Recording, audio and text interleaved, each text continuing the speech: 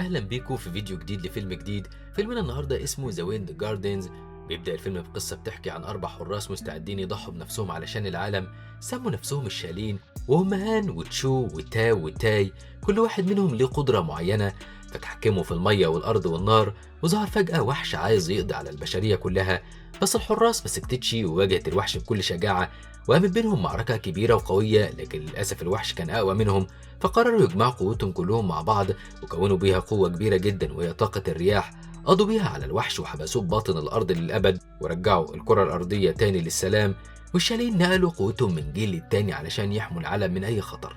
يمكن تكون دي قصة غريبة، بس حقيقي الأغرب منها برضو إنك بتتفرج علينا لحد دلوقتي ولسه ما اشتركتش في القناة ولا فعلت الجرس ولا عملت لايك للفيديو. فيلا اعمل اللي قلنا لك عليه ده وتعالى نرجع نكمل الفيلم. مرت الأيام لحد ما وصلنا لوجود عصابة طاردت شاب اسمه لانج. وبنعرف القصة من البداية، وهي إن لانج كان عنده موهبة غريبة شوية، وهي إنه بيقدر يسمع كل الأصوات اللي ما بيقدرش حد يسمعها. وده خلاه يتحرك بسهولة مع إنه أعمى. وبيشتغل في بيع كتب تاريخ الشالين، وكان موجود على إيده رمز الشالين، وده خلاه يصدق إنه واحد منهم. وكان دايما بيحاول يقنع الأطفال بده علشان يشتروا منه الكتب والقصص اللي بيبيعها. وفي يوم وصلت له عصابة خوفت كل الموجودين وخلتهم يهربوا. وقرب زعيم العصابة الضخم من لانج وهدده علشان ياخد منه كل الفلوس اللي معاه، بس لانج ما كانش خايف. فحب زعيم العصابة يخوفه أكتر ومسك واحدة من الألعاب النارية ولعها وبلعها. وطبعا وجعت له بطنه وحاول يداري عليه رجالته. فاستغل لانج انشغالهم وهرب منهم، بس المجرمين ما سابوهوش وجريوا وراه، وفعلا وصلوا له وحوطوه من كل اتجاه. فنده لانج على أمه ماي علشان تنجده، وكان معروف عنها إنها قوية وبتوقف أي حد عند حده. فراحت له على طول وضربتهم وهددتهم إنها تشتكيهم لأمهم. فخافوا وسكتوا، واخدت هي لانجي ومشيت. وقالت له ان لازم يسيب السوق ويستغل موهبته ويشتغل معاها في الكازينو. فوافق وراح معاها على الكازينو، وبقى يقرا افكار الناس ويسمع همسهم ويعرف هيراهنوا على ايه، لحد ما كسبوا فلوس كتيره جدا. بس الناس اصحاب الكازينو اكتشفوا غشهم وطردوهم. واتضايق جدا لانجي وقال لوالدته ان لو والده لسه عايش ما كانش كل ده حصل لهم. فقالت له ان ابوه مات بسبب تجاربه اللي كان دايما بيعملها، ومنها اللي كان السبب في ان لانجي يفقد نظره، وفضوله اللي خلاه يفكر في الطيران لحد ما مات. وبنتهي المشهد على بنت بتتكلم مع واحد غامض عند البحيرة، بعتها في مهمة سرية علشان تسرق حاجة شكلها غالي جدا، وحذرها إن أي حد من الشالين يحس بيها. وبنرجع تاني لماي اللي عايشة على الغش والكذب. راحت لمحل أدوية واشترت بمعظم فلوسها اللي كسبتها من الكازينو أدوية، واخدتها بعيد عن لانجي ومن غير ما يعرف. وده لأنها كانت مخبية عليه إنها تعبانة. وكان لانجي قاعد عند بيته بيبص على علامة الشالين اللي في إيده، وبيسأل نفسه هل فعلا قصة الشالين حقيقية ولا مجرد أسطورة ملهاش وجود. وفجأة سمع صوت من بعيد، ففضل ماشي ورا الصوت لحد ما وصل لنفس البنت اللي كانت واقفة عند البحيرة.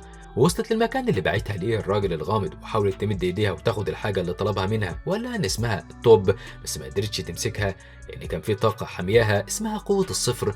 وحست بلانجي وهو بيقرب من مكانها، فجريت واستخبت. وفضل لانجي ماشي ورا الصوت لحد ما شاف التوب، ومد ايديه اخدها بمنتهى السهولة.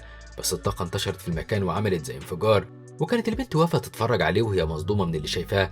وخرجت للانجي وطلبت منه يديلها التوب. وحس لانجي ان التوب حاجة شكلها غالي وتساوي فلوس كتيرة، فطلب من البنت انها تدفع له وهو يسلمها التوب. وطبعا البنت ما سكتتش وهجمت عليه، وفضلوا يضربوا ببعض. بس الكافي بدأ ينهار، ووقع التوب من ايد لانج وبلعها بالغلط. وبعدها وقع في حفرة والمكان كله كان بينهار. وتاني يوم فاق لقى عنده صداع قوي جدا، والغريب بقى انه بيشوف، وفرح جدا بمنظر الطبيعة حواليه وجري على مامته علشان يشوفها. وكانت البنت لسه موجودة وواقفة بتراقبه من بعيد لبعيد. ولما وصل لانجل القرية بتاعته استغرب جدا من الهدوء وان مفيش حد موجود خالص، والقرية كانت متدمرة. وفجأة ظهر قدامه وحش عملاق على شكل أسد، جري ورا لانجي وحاول ياكله. فجاله راجل بيقدر يتحكم في الأرض وأنقذ لانجي من الوحش. وانضم للراجل ده مجموعة أشخاص تانية، ودول كانوا مجموعة الشالين. وأخيرا شافهم لانجي بعينيه وصدق كل الحكايات اللي كان بيحكيها له والده قبل كده قبل ما يموت عنهم. واتحدوا كلهم لحد ما قضوا على الوحش. وبعدها خرج كل أهل القرية وشكروهم إنهم أنقذوا حياتهم. وسألهم لانجي لو كان عندهم رمز الشالين على إيدهم، فقالوا له إن فعلا عندهم الرمز ووروه له. وكان الرمز شكله مختلف عن اللي موجود على إيد لانج. فقال عليه الناس إنه بيكذب عليهم، اتهموه إنه ساحر شرير لأنه كان أعمى وفجأة فتح. وفضلت الأطفال تحدفه بالطوب وطلبوا منه يبعد عن القرية خالص. بس فجأة لقوا الوحش فاق وهرب. فقررت مجموعة الشالين إنهم يقسموا نفسهم ويدوروا على الوحش ويمسكوه. وجري لانج على بيته علشان يفرح أمه بخبر رجوع بصره. بس لما وصل البيت لقاه متدمر ومهدود. ففضل ينادي على أمه علشان ترد عليه، بس للأسف ما كانش فيه أي رد، فقعد يعيط. فجأة ظهرت له تاني البنت وقالت له إن كل اللي حصل في بيته والأم كان السبب فيه هو الوحش. وعرضت عليه إنها تساعده يلاقي أمه مقابل إنه يسلمها التوب. فوافق لانج ومشي معاها. بس في الطريق هاجم الشالين البنت لأنهم حسوا بوجود قوة شريرة فيها وفضلوا يقتلوها، بس البنت كانت قوية جدا لدرجة إنهم تعبوا وبقوا مش قادرين يمسكوها مع إنها واقعة على الأرض، وطلبوا من لانج إنه يساعدهم ويقبض عليها، بس لانج رفض لأنها الوحيدة اللي كانت هتساعده يلاقي أمه وأخدها وهرب بيها. ولما فاقت ظهرت على وشها علامة القوة الشريرة لأنها سيطرت عليها وعلى تصرفاتها وعلى كل حاجة فيها، وهجمت على لانج علشان تاخد منه التوب، وحست هي كمان إنها مش عارفة تتحكم في نفسها وطلبت من لانج إنه يبعد عنها، بس بدل ما يبعد عنها حكى لها قصة عن نفسه وهو صغير وحول كل قصته الحزينة لأحداث سعيدة لحد ما هديت ونامت. وبعد ما فاقت كملوا رحلتهم وقالت له إنها كانت إنسانة عادية جدا، لكن مرة واحدة نسيت كل ذكرياتها وقابلت واحد قال لها إنها لو جابت له التوب هيرجعها تاني لطبيعتها.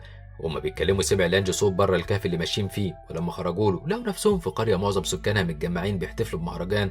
أول ما شافوا لانج والبنت اللي معاه قبضوا عليهم وكانوا عايزين يموتوهم لأنهم فكروهم جواسيس، بس لانج قال لهم إنه واحد من الشايلين وورى لهم العلامة اللي في إيديه. ولما فكوه عمل أكتر من حركة وقدر يخدعهم ويقنعهم إنه قوي وكان فاكر إنهم هيسيبوه، لكن العكس هو اللي حصل، وقالوا له إنهم لازم يتخلصوا منه قبل ما يأذيهم. واخدوه هو والبنت نزلوهم في حوض ميه كبير وفضلوا يغنوا ويرقصوا لهم. وبعد شويه فاجئهم زعيم القريه وقال لهم ان اهل القريه كانوا بيهزروا معاهم ومش هيأذوهم، واعتذر لهم عن الهزار البايخ اللي حصل معاهم، وطلب من سكان القريه انهم يجهزوا لهم اوضه يرتاحوا فيها. ولما الوقت اتاخر خرجت البنت راحت تقابل نفس الراجل الغامض اللي قابلته قبل كده، وفكرته بوعده ليها وانه لازم يوفي بوعده لما ترجع له التوب، وسابته ومشيت. وبنعرف شخصيته الحقيقيه وان اسمه جاي بي، وعايز يستخدم التوب في تحرير اقوى وحش شرير، لكن البنت ما كانتش تعرف كل ده، وراحت قعدت مع لانج واتكلمت معاه وقالت له ان الرمز اللي على ايده ده مجرد اثر لجرح حصل له وهو صغير. فاتضايق جدا لانج وحس بخيبه امل لانه كان فاكر انها رمز الشالين، وافتكر ان وهو صغير كان بيلعب بلعبه ناريه وهي السبب في جرحه، وفضل يعيط لابوه لحد ما قال له ان العلامه دي رمز الشالين، فبطل عياط وفرح جدا وفضل عايش بالكدبه لحد ما كبر. فجأة حس بألم كبير جدا في معدته لأنه بلع التوب، وراح لزعيم القرية اللي هم فيها علشان يساعده لأنه ما كانش قادر يتحمل الألم. وكان زعيم القرية عارف بالتوب وأخد لانج والبنت اللي معاه وحكى لهم تاريخ القرية، وقال لهم إن من فترة طويلة ظهر راجل في الكهوف بيجمع أعشاب طبية، لكن حوطته قوة غامضة ودخلت جسمه عن طريق الغلط وفقد كل ذكرياته. ولما حس إنه جعان بقى ياكل أي حاجة قدامه وحتى كان هياكل أصحابه، بس ظهر المنقذ وخرج منه الطاقة وخلاها في شكل التوب وقفل عليها في مكان محدش يعرفه ومات بعدها. ولما لانج سمع القصة خاف جدا على نفسه وقلق، فطمنه زعيم القرية وقال له انه هيدور على طريقة يخرج بيها التوب من بطنه وسابه ومشي. وقال لانج للبنت انه عرف ان التوب هي السبب اللي خلته يرجع يشوف تاني، لكن مستعد يضحي ويديها لها علشان تسترجع حياتها حتى لو هيتعمي تاني. وحس لانج بوجع جامد قوي ببطنه وبدأت تنتفخ وبقى مش قادر يتحرك، فاهتمت بيه البنت وقعدت معاه تراعيه، وحس انهم معجبين ببعض وبقى الاعجاب بينهم بيزيد كل يوم اكتر من اللي قبله. وعرف زعيم القرية طريقة يخرج بيها التوب، وبعد ما خرج ادى لانج للبنت اسورة كان شاريها من السوق علشان يقدمها للبنت اللي هيتجوزها، وفي ايده التانية كان التوب. ففرحت البنت وقررت تاخد الاسورة لبستها وفرحت بيها جدا، وده معناها انها قبلت الجواز من لانج، وطلبت منه يحتفظ بالتوب علشان يفضل يشوف. وكملوا رحلتهم بيدوروا على ماي، وفجأة ظهر لهم جاي بي، فاخدت البنت التوب من لانج وقالت له انها كذبت عليه لما قالت له انها تعرف مكان امه او انها ممكن تساعده، وطلبت منه يبعد عنها وادت التوب لجاي بي. ومن كتر الصدمة وقف لانج مش عارف يتصرف، وفجأة ظهر الشالين وحاولوا يوقفوا جاي بي وكانوا يقتلوه، بس اختفى مع البنت قبل ما اي حد يقرب منهم. فمشوا كلهم يدوروا عليه وسابوا لانج واقف حزين ومصدوم. وبعدها رجع للقرية وطلب من الزعيم واهل القرية انهم يسامحوه لانه كذب عليهم وفهمهم انه واحد من الشالين، وكانوا طيبين جدا سامحوه على طول لانهم فهموا انه كان بيحاول ينقذ نفسه من الموت. وحس لانج انه لو دور على البنت ولقاها ممكن يوصل للتوب تاني وينقذ العالم وينقذ امه كمان، وعلشان كده طلع الجبل واستخدم قدرته السمعية لحد ما حدد مكانها. في الوقت ده كانت البنت بتفكر جاي بي بوعده ليها، وطلبت منه يخليها حرة ويرجع لها حياتها، بس جاي بي قال لها انه خدعها وانها هتموت من قوة التوب، وقال لها انه هيستخدم التوب وهيستدعي بيه وحش خطير هيسيطر على العالم كله وهيقضي على البشر، وسابها ومشي. فجالها لانج وكان هيضربها علشان تقول له على مكان والدته، فطلبت منه يمشي وراها بهدوء واخدته المكان في الكهف مليان وحوش، وقالت له ان امه واحده من الوحوش دي لان كل الوحوش دي عباره عن بني ادمين، لكن جاي بي هو اللي سحرهم وده علشان يستخدمهم في تنفيذ خططه الشريره. وقالت له انها هتموت هي وكل الوحوش دي لان جاي بي هيضحي بيهم للوحش الكبير اللي هيسيطر على العالم. وقالت له ان جاي بي اجبرها تشترك معاه لانه سيطر عليها. وفهم لانج ان الوحش اللي كان بيطارده في القريه كان والدته، وما كانتش بتحاول تاذيه، دي كانت بتقرب منه لانها امه. وفجأة الكهف كان بينهار وراحت كل الوحوش في اتجاه الوحش الكبير، وحاول لانج انه يوصل لأمه ويودعها. وفضلت البنت تترجاه يبعد عن طريق الوحوش لأن الوضع خطر جدا، لكنه صمم ونادى على أمه بعلو صوته، فوقف وحش واتجه ناحيته وكانت فعلا هي أمه. لكن للأسف بقى الوحوش أخدتها معاهم ومنعتها من الوصول للانج. وقعد لانج يعيط، فظهر جاي بي وهو فرحان، بس فجأة وصل الشالين علشان يوقفوه عند حده. فرمى جاي بي الطوب بسرعة واستدعى أكبر الوحوش لكنه ما جاش. فهاجم الشالين جاي بي وقامت بينهم معركة قوية جدا، وكان الشالين هيفوز لولا إن الوحش وصل ودمر القرية. ولما حاولت البنت تقتل جاي بي كان لسه مسيطر عليها ووقفها وطلب منها تقتل لانج، لكنها قتلت نفسها علشان ترتاح، وفعلا ماتت وحرقت نفسها وتحولت لرماد. وزعل جدا لانج إنه بيخسر كل اللي بيحبهم، وافتكر كلام أبوه ليه لما قال له إن في شخص أعمى بيقدر يسيطر على الرياح. فغمض عينيه بكل قوته ورمى نفسه من على الجبل. وفي الوقت ده حاول الشالين انهم يقضوا على جاي بي، بس قوته كانت زادت جدا وما قدروش عليه، واهل القريه كمان ما كانوش عارفين يتصرفوا والوحش بيدمرهم. وفجاه ظهرت الرياح قويه جدا ووقفت جاي بي، والرياح دي كان مصدرها لانج اللي رجع تاني اعمى وعمل اعصار قوي قضى بيه على الوحش الكبير. وبعد ما اختفى رجع كل الوحوش لصورتها البشريه، ورجع العالم تاني في امان. ومن وقتها الكل بقى بيعامل لانج باحترام بعد ما صدقوا انه بطل. ورجعت والدته من تاني لطبيعتها وعاشوا مع بعض في سعاده. ودي كانت نهاية فيلم النهاردة. لو عجبكم دوسوا لايك واشتركوا في القناة وفعلوا جرس التنبيهات علشان يوصلكوا إشعار بكل فيديو بنعمله. ولو نفسكم نلخص أفلام معينة أنتم بتحبوها اكتبوها لنا في الكومنتات وإحنا هنعملها. ولحد الفيديو الجاي، سلام.